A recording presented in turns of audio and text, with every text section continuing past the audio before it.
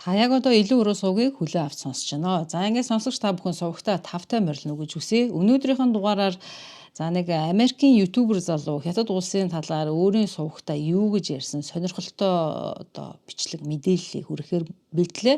За мөн яг одоогоор мөн одоо хэдэн сарын өмнө ингээд Япон улсад нэлээд одоо хүчийг авч Японы залуучууд донд тархсан зомби тепеко гэдэг одоо им.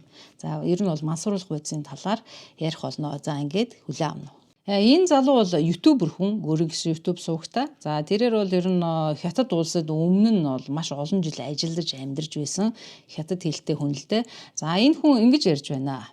Дэлхийд даяар зарагддаг хятадд үйлдвэрлэсэн энэ эмийг шил пил гэж нэрлэдэг. Энэ эмийг уусны дараа хүмүүс танин мэдхүйн чадвараа алдаж эрүүл ухаанаар сэтгэн бодох чадваргүй болдог гинэ. За ер нь өөрөөр хэлэх юм бол энэ эмийг уусан хүмүүсийг харахад бол гадна байдлаас нь харахад бие болон сэтгцийн хувьд эрүүл мэт боловч яг үнэндээ одоо тийм ээ жоохон юмтай илий болцсон байдаг гинэ. За шил пилийг уусан хүн хятад улс үнэхээр сайхан зам харилцаатай, маш сайхан толшиг замтай шүү дээ гэж ярьдаг гин. Мөн инфлюенсерүүдийн хятад улсаа тойрон аялаж, толшиг сайхан зам дээр давхиж буй гялцал видеоны цаадах бодит үнэн төрх бол ийм л байдаг гинэ.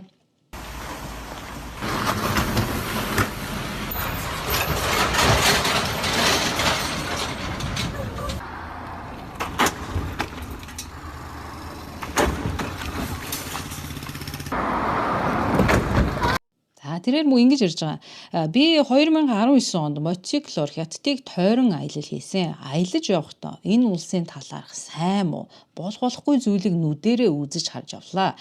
Хятадууд альва нэг барилга байшин. За эсвэл асар том бүтээн байгуулалтыг маш хурдан хугацаанд барьдаг онцлогтой хүмүүс.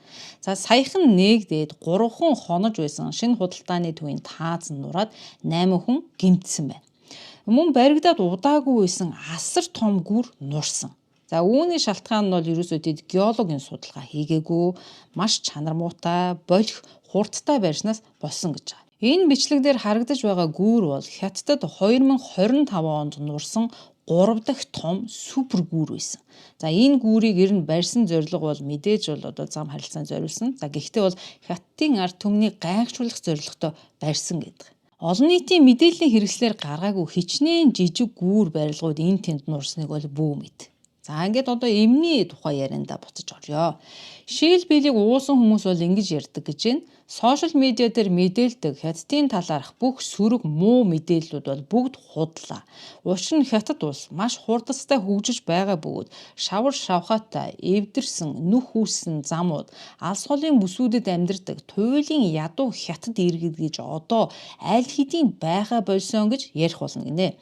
За бодит амьдрал дээр бол одоо ч асуудал хэвээр байгаа бөгөөд хятадууд өөрсдөө тийм ээ туйлын ядуу иргэдээ за мөн маш хүнд нөхцөл байдалд амьдарч байгаа тэр айж байдлаа ингээ бичлэг хийгээд ингээ сошиал орчинд бол маш ихээр нийтэлдэг. За таны одоо харж байгаа энэ бичлэгүүд бол 2025 онд хийгдсэн бичлэг юм. Хятадууд зам дээр үүссэн асар том нүхэнд машинаа зайлгуулах дуртай гэж та бодож байна уу? Мэдээж үгүй. Энэ асуудлыг засгийн газар болон нөлөө бүхий хүмүүс за хууль сахиулгын нуун дарагдуулдагч иргэд бол айл болох тийм ээ өөрсдийнхөө амьдралд тулгараад байгаа энэ асуудлыг сошиал медиа дээр нийтлсээр байдаг. Гэвч тэдний бичлэгүүдийг сошиалоос шууд устгадаг. За аккаунтуудын бүр блок хийдэг гэдэг. Хятадд хүн хулгайлах, хүний наймааны аимшигт асуудал бол одоо байсаар ирсэн одоо ч байгаа. Хүний наймаатай холбоотой мэдээлэл, жагсаал цуглааны хууль сахиулгын бол шууд дардаг. За тэд тэгвэл яагаад тэгдэм бол харин үр хүүхдээ алдсан энэ хүний наймаа мэтийн энэ бусармаг зүйлийн төлөө бид одоо тэмцэж тэр алга болсон үр хүүхдүүдээ олох ёстой тийм үү? Энэ тал дээр бол засгийн газар хууль сахиулгын тусалж дэмжих ёстой байтал яагаад хятадын хууль сахиулгын энэ талаар эсрэг байр суурьтай байдгийг бол за тэгвэл учир нь ингэж байгаа. Ихэнх хүний наймаатай холбоотой хэрэгт орон нутгийн засаг захиргаа өөрөө оролцсон байдгаа гэж хятадын иргэд бол сэжгэлдэг гинэ. Хятадын мэдээллийн их сурвалжууд болон удирдах албаны албан тушаалтнууд хүн хулгайлах, олон хүнийг хутгалсан масс халдлага, автомашины асар том осол, орон гэргүйд хуулийн ядуу хүмүүсийн асуудлуудыг нийтийн мэдээллийн сүлжээгээр мэдээллийн хэрэгслээр гаргахыг огт гаргадаггүй. Ийм видеонуудыг устгадаг аль болох. За бага насны хүүхдээ алдчихсан. За эсвэл хүний найманд үр хүүхдэн золиосулсан, ах トゥ амраг садан аав ээж нь золиосулсан ийм хүмүүсийн ар гэрийнх нь энэ талаар олон нийтэд мэдээлэл өгөхийг оролдсон тохиолдолд Хятадын хууль хүчнийх нь тэднийг баривчилдаг. За эсвэл тухайн газраас нь хөөдөг. Алга болсон хүүхдүүд болон тэр ар гэрийнхнийх нь зураг баанрыг шууд урж хайдаг гэж.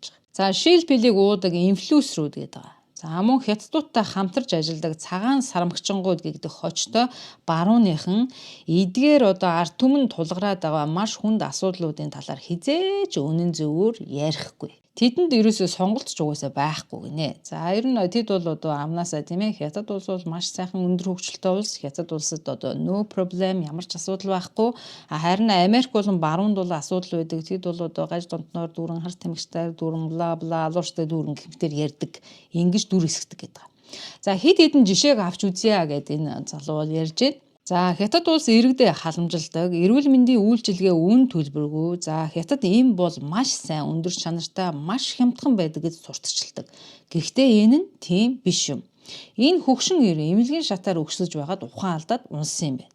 За тэгвэл түүнийг олон өвчтөн тэрч байтугай эмчнэр харсан ч ерөөсөө тоохгүй хажуугаар өнгөрч байгааг та харж байгаа бах. Нэг ч хүн ухаан алдаад унсан хүнд туслахыг оролдсонгүй. Зүгээр л хажуугаар нь өнгөрөөд түүний зүгээр эсхийг шалахгүй байгааг та харж байгаа бах. За Хятадд эрүүл мэндийн үйлчилгээ бол хэтэрхий үнэтэй байдаг гэж байна. За хэрвээ Хятадд ажиллаж цалин авдаг бол эрүүл мэндийн үйлчилгээ авахаар бол таны цалин ханаач хүрэхгүй гинэ. За хэрвээ та боломжийн нэг дөрвтойхон шиг эрүүл мэндийн үйлчилгээ авчих юм бол авсан бүх цалингаа тэр эмнэлгийн үйлчилгээнд төлөөд дараад нь та бараг идэх хоолны мөнгөгүй хоцордог. За ядаж байхад тэр авж байгаа эмнэлгийн үйлчилгээ нь бол үнэхээр стандартаас доогуур байдаг гинэ. Яг тэр Хятадын иргэдтэй өгöd идэг үйлчилгээний талаар яриад ах шиг байна. За энэ хүн ингэж ярьж байгаа. Би өмнө нь Хятадд ингээд ажиллаж амьдарч байхдаа энэ Хятадын эмчнэрт ингээд сургалт ордог байсан. За тийм учраас би энэ Хятадын энэ эмнэлгийн салбарын талаар тэр янз бүрийн тийм мафиан асуудлуудыг бол би маш сайн мэднэ гэдэг энэ хүн гэдэг. За шилбэл уусан балаа болсон хүмүүс Хятад улс ирээдүйд амьдарч байна гэж танд итгүүлэх болно гинэ. Тэд коммунизмыг магтаж шинэ жилийн гацуур шиг сайхан гэрэлтсэн шөнийн гудамжуудыг уран яруу үгийн тайлбартаагаар олон нийтэд харуулдаг. Мөн дрон нисгэж хөгжингүй гялалцсан сайхан хотуудын барилгуудаа харуулдагч энэ нь бол Хятад улсын дийлэн хэсгийг төлөөлж чадахгүй юм. Үнэн хэрэгтээ Хятад улсын ихэнх хэсэг нь дэлхийн бусад орноос хөгжлөөрөө маш ихээр хоцрогдож байгаа. Томоохон хотуудаас гараад нэг цаг давхихад л хөгжлийн түвшин хэр доогуур байгааг та бол нүдэрээ харах болно. Хятадын олон тосхны иргэд дундад зууны үеийн Европ шиг амьдарсаар байна. Тэд газар тариаланда үхэр хөллөж газраа хагалдаг. Гар багаж ашиглан амьдралаа арай ядан залгуулдаг гинэ. Тэд ядуу иргэдтэй тусалдаггүй мөртлөө алсын удирдлагатай тоглоомон роботыг олон нийтэд харуулчаад энэ бол коммунизмын хөгжил гэж жүжиглэх нь үнэхээр тэнэглэл юм гэсэн байна. За нөгөө талаараа Хятадын эдийн засгийн хөгжлийн түүхийгээр нь ойлгоё гэх юм бол Хятад улс гадаадын хөрөнгө оруулалтыг Хятад руу урсгах боломжийг бол олгосон Дэн Сяопины тусгай эдийн засгийн бодлогыг бол хэрэгжүүлсэн гэдэг. За энэ Дэн Сяопины талаар бол манай зарим сонсогчд бол ер нь мэдэх баха. За тэгвэл Дэн Сяопины бодлого гэж юу вэ? 1978 оноос эхлүүлсэн Хятадын томоохон эдийн засаг улс төрийн шинжилгүүдийг хэлнэ. Энэ нь Мао Зэдуны хатуу коммунист тогтолцооны дараа Хятад улс өлсгөлөн, ядуурл, аж үйлдвэрүүдийн дампууралд орсон маш хүнд байдалтай байсан.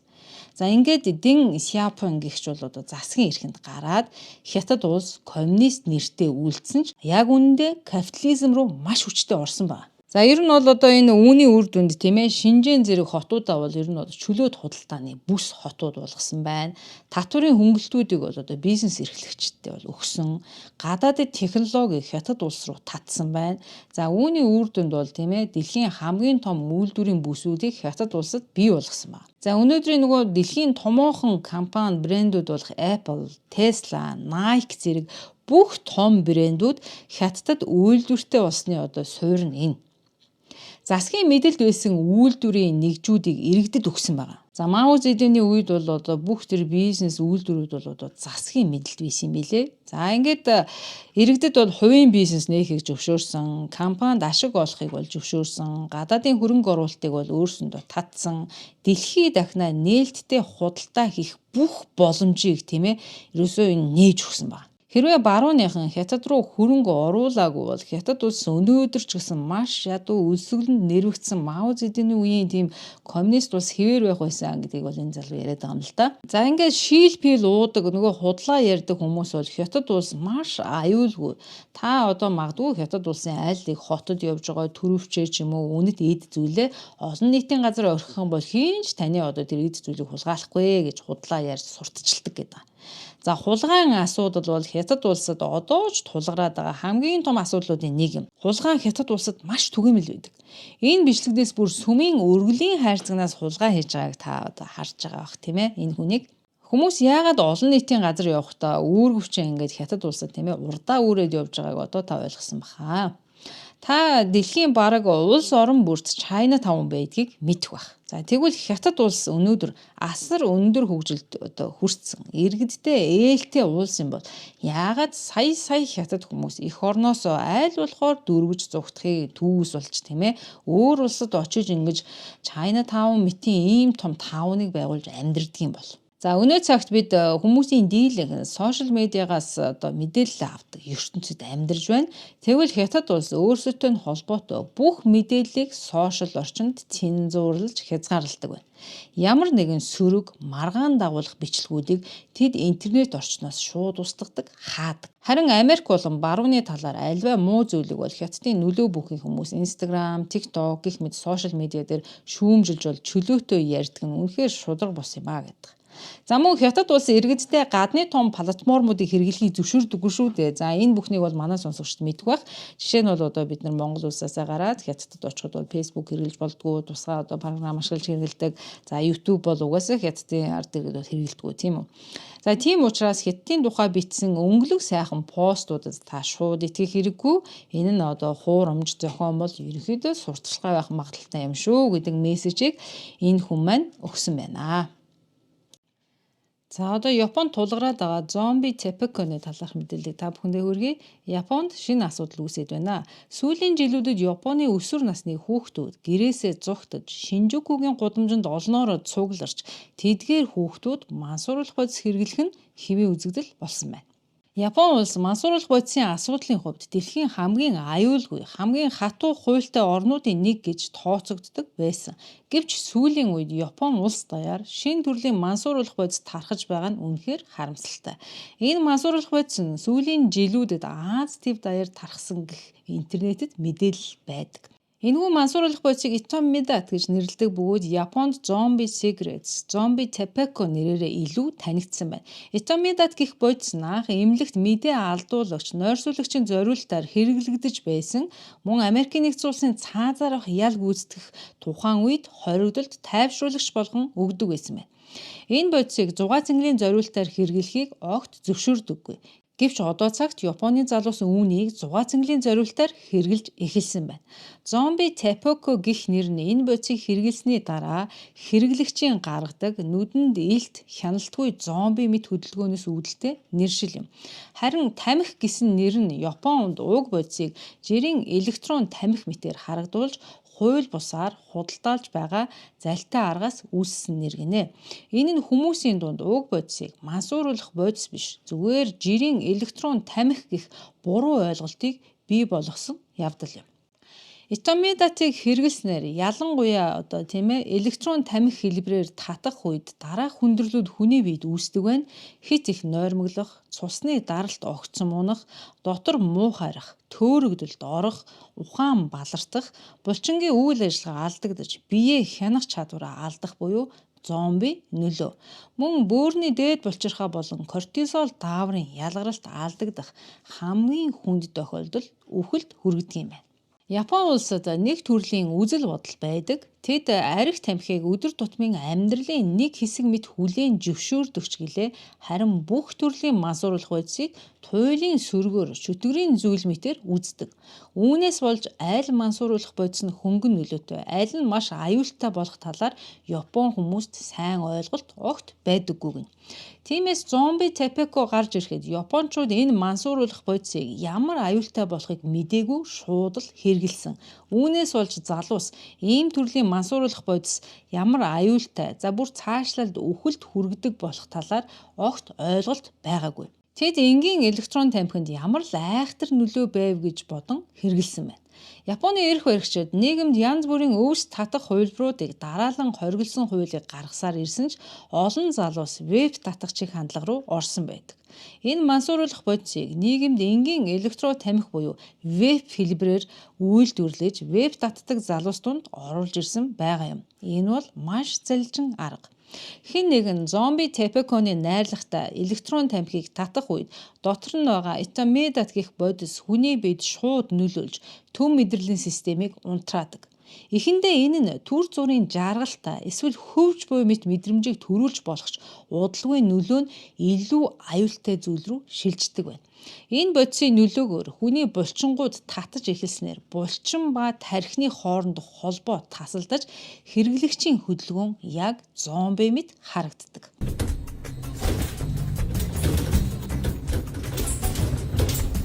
Нэгэн 20 настай Окинава бүсгүй уг бодисоос болж толгоогоо хүчтэй зогсны улмаас эмнэлэгт хүргэгдсэн бөгөөд тэрээр мансуурсан үеийнхэн мэдрэмжийг тайлбарлаж хэлэхдээ шүршдэг хоронд өртөөд үхэж байгаа татсан шавж шиг мэдрэмжийг би мэдэрсэн гэж ярьсан байна. Итомидат нь мэдээ алдуулагч учраас хүнийг зөвхөн биеэ удирдах чадваргүй болгохоос гадна оюун ухаанаа удирдах чадваргүй болгодог байна. Үүнийг татснаар хүмүүс ухаанаа алдаж хөдөлгөөн нь зомби мэт харагдах тул уг бодисын зомби тапекогийн хоч нь үнэхээр оновчтой болсон гайхалтай. Гэвч ийм утгагүй зүйлийг өнөө үеийн залуу үеийнхэн хэрэглэхийг хүсэж байгаа нь үнэхээр харамсалтай байна. Зомби тапеко маш аюултай бөгөөд хэрвээ тун хэтэрх юм бол хүний амьсгал удааширч цаашлаад амьсгал зогсох эрсдэлтэй. Үүний улмаас биедэх хүчил төрөгчийн хэмжээ эрс буурч тархины гэмтэл үүсдэг, ингэснээр хүн үхэлд хүрдэг байна. Одоогоор Японд зомби тапеког хууль бус болохыг зарласан. Гэвч энэ нь уг бодисын өргөн тархалтыг зогсоож чадахгүй байна. Учир нь зөвхөн Окинава мужид л гэхэд сар бүр цагдаагийнхан хэдэн зуун зомби тапеко хэрэгэлсэн залуусыг баривчлаад байгаа юм. Окинава нь хятадтай ойрхон байрлалтай учраас гэмт бүлэглэлүүд Окинавагаар дамжуулан зомби тапеког Япон улсад нийлүүлсээр байгаа гэжээ. Хятадын гэмт бүлэглэлүүд орон нутгийн якуза нартай хамтран зомби тамхиг Япон даяар нийлүүлэх боломжтой болсон ч энэ бодис одоогоор Японы Окинавагаас өөр бүс нутгуудад өргөн тархаагүй байна. Японд ялангуяа Шинжукугийн Тойоко Kids гэж нэрлэгддэг гэрээсээ зугтаж гудамжинд оргонсон өсвөр насны залуусын дунд мансууруулах бодис хэрэглэх нь бол элбэг байдаг. Жилийн өмнө л ихэд өсвөр насны хүүхдүүд дунд нойрсуулах эмийг буруу хэрэглэж хилээ цэнхэр болгосон тохиолдол Японд гарч байсан. Энэ эм нь худалдаж авах боломжтой хууль ёсны эм байсан байгаа. Нойрсуулах эмний хэрэглэгчдийн ихэнх нь маш залуу, зарим бүр өсвөр насны хүүхдүүд байсан. Камерт ярьцлага өгөхдөө энэ 15 настай Япон охин гэрээсээ хөөгцсөн. Одоо Шинжуку дэх залуусаас авсан мансууруулах бодисороо өдөр хоногоо өнгөрөөж гудамжинд амьдардаг гэж хэлсэн байна. Зарим тохиолдолд өсвөр насны хүүхдүүд, залуучууд энэхүү нойрсуулах эмийг хэрэглэн мансуурч байгаа бичлэгээ мөн хилээ цэнхэр өнгөтэй болсноо интернетэд харуулдаг болсон байна. За Токио дахь эмнэлгүүдэд өсвөр насны хүүхдүүд энэ нэмийг хэтрүүлэн хэрэглэснээсээ болж маш ихээрээ ирсэн. Мөн Шинжукугийн гудамжинд байдаг залуус бөөлжөж энэ тэндгүү ухаан алдсан байдалтай үзэгдэл элбэг болсон байна. Үүнд хариу арга хэмжээ авч Японы засгийн газар эмийг худалдаж авахыг бага зэрэг хязгаарласан ч гэлээ бүрэн хориглоогүй. Тиймээс өнөөдрийг хүртэл энэ эмийн буруу хэрэглээ үргэлжилсээр л байгаа юм. Хуулийг чангалсан ч мансууруулах бодисын асуудал хизээч бүрэн шийдэгдэхгүй байна. Харин эдгээр залуусыг далд хэлбэрээр илүү аюултай бодис руу түлхдэг байна. Японы зарим залуус амьдралын стресс, сэтгэл гутрал, хүнд амьдралын бэрхшээлээс болж өөрийнхөө амийг эрсдэлд оруулж, ердөө төрхөн зургийн чөлөөлөлт мэдрэхийн тулд ийм аюултай зүйлийг хэрэглэхээс буцахгүй байгаад эмзэглэж байна. Тэднийг энэхүү харанхуй амьдралаас нь гаргаж зөв эрүүл амьдрахад нь туслах хэрэгтэй байгаа юм. Засгийн газрын тавих ёстой асуулт бол залуу үеийнхэн юу хэрглэж байна вэ биш. Харин залуус яагаад мансууруулах бодисыг хэрэглэсээр байгаа юм бэ гэж асуух ёстой байгаамаа. За ингээ өнөөдрийн маань дугаар үүгээр дуусч байна. Хүлээ авч үзсэн та бүхэндээ маш их баярлалаа. Мэдээж танд илүү урус уг таалагдсан бол та subscribe дараад хонхон дээр дарж бидэнд лайк дарж биднийг дэмжээрэй гэж хүсье. Дараагийн дугаар хүртэл баяр та.